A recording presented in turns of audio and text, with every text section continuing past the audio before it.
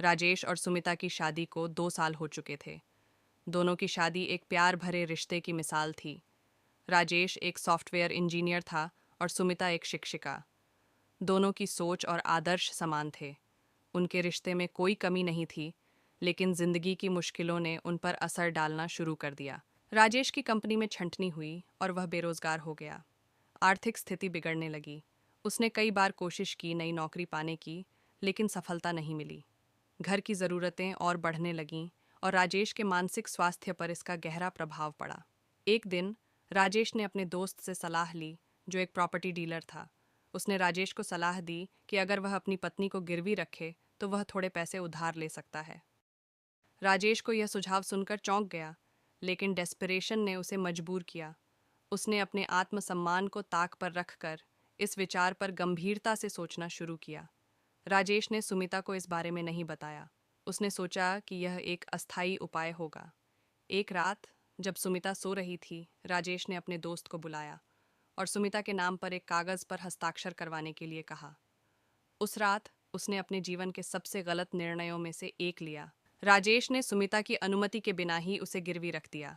उसने एक शर्त रखी कि कुछ ही दिनों में वह पैसे चुका देगा, लेकिन राजेश की यह योजना धीरे धीरे उसके जीवन को एक अंधेरे गड्ढे में धकेलने लगी। गिरवी रखने के बाद राजेश ने महसूस किया कि उसकी जिंदगी में अजीब तरह के बदलाव आ रहे हैं।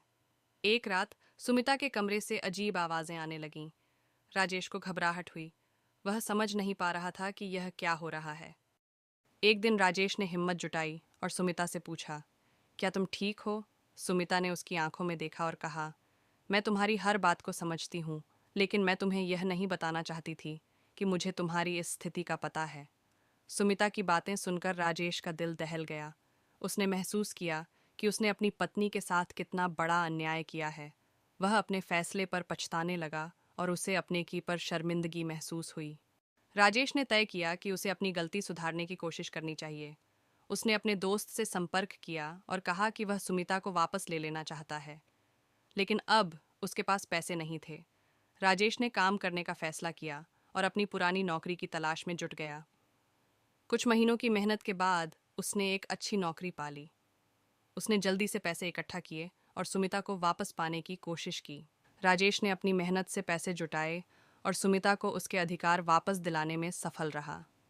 जब वह सुमिता के पास गया और उसे सब कुछ बता दिया, तो सुमिता ने उसे माफ़ कर दिया। उन्होंने एक नई शुरुआत की, एक दूसरे के प्रति और अधिक समझदारी और विश्वास के साथ। इस घटना ने राजेश को एक महत्वपूर्ण सबक सिखाया। कभी भी रिश्तों को पैसों से ना तौला जाए। उन्होंने समझा कि प्यार और विश्वास सबसे बड़ी दौलत है, जिसे कोई भी नहीं छीन सकता।